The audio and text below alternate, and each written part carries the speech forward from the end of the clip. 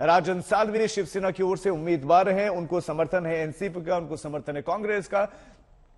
लेकिन इस बीच में राहुल नार्वेकर बीजेपी की तरफ से उनको जो है शिंदे गुट का पूरी तरह से समर्थन है और अब वोटिंग से स्पीकर का चुनाव होने वाला है। सिटिंग अरेंजमेंट की वहां पर तैयारियां चल रहे हैं। विद्या हमारे साथ संवाददाता लगातार वहां से बने हुए हैं। विद्या, ये कार्यवाही अब किस तरह से आगे बढ़ेगी, क्या क्या होने वाला है, अब क्या क्या होगा?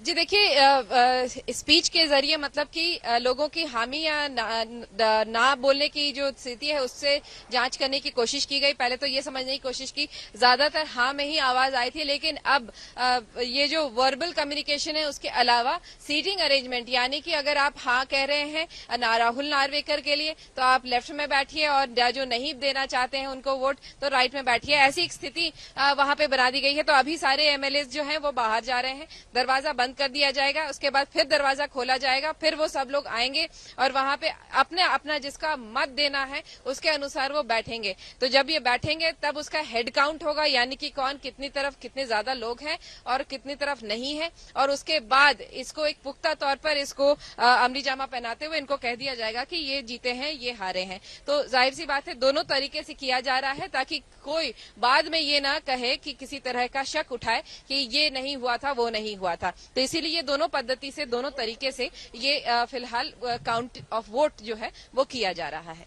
क्या एक्सपेक्ट कर रहे हैं बीजेपी की शिव जो शिंदे गुट है वो, कि उनके पास पूरा नंबर होगा यहां पर? जी देखिए, एकनाथ शिंदे का जो गुट है, जो बीजेपी का गुट है, वो तो बहुत ज्यादा कॉन्फिडेंट है। 170 की तो बात वो वैसे ही कर रहे हैं, उनके पास खुद का आंकड़ा है 170 का। वहीं जब मैं कल रात को लोगों से बात कर रही थी, गिरीश महाजन कह लीजिए या फिर राम कदम कर लीजिए या जितने भी लोग हैं, उनका यही मानना था। इनफैक्ट गिरीश महाजन ने तो ये तक कह दिया कि कुछ और लोग जो फिलहाल जैसे कि आंकड़ा बताया जा रहा है कि 15 है जो उद्धव ठाकरे की सेना में है, लेकिन उनका गिरीश महाजन का कहना था कि उस 15 से में 5 ऐसे हैं, 4-5 जो उनके खेमे में वोट करेंगे, और यही कह रहे हैं कि उद्धव ठाकरे की सेना में सिर्फ 10 एमएलए बच गए हैं, ऐसा वो दावा कर रहे थे। तो आखिर कौन किसके खेमे में कितने आंकड़े हैं, ये इस काउंटिंग जो आज हो रही है उसके बाद पुख्ता हो जाएगा। विद्या, अभी भी कुछ तस्वीरें आ रही है भीतर से, ये जो प्रोसीडिंग है इसमें अभी कितना वक्त लग सकता है, क्या क्या इस वक्त भीतर चल रहा है, उससे जुड़ी भी क्या क्या जानकारियां मिल रहे हैं? ये प्रोसीडिंग अब कितने मिनट में हो जाएगी? जी देखिए, ज्यादा देर नहीं लगने वाला है। एक ही प्रस्ताव है स्पीकर के की नियुक्ति को लेकर। यही वजह है कि स्पीकर का जो चुनाव होना है उसी का खाली प्रस्ताव है, इसके अलावा और कोई काम इस वक्त विधान भवन में नहीं हो रहा है, सिर्फ उसके चुनाव की देरी है। अब ये 5 मिनट की जो देरी कही गई है वो जो ओरली जिन लोगों को बोलना था हाँ या ना, उसमें काफी कंफ्यूजन भी हो सकता है। इसी वजह से अब ये सीटिंग अरेंजमेंट के जरिए ये वोट काउंट, हेड काउंट किया जाएगा कि कितने लोग हाँ कह रहे हैं राहुल नार्वेकर के, कितने लोग ना कह रहे हैं। उसी आधार पे स्पीकर का चुनाव पुख्ता तरीके से हो जाएगा।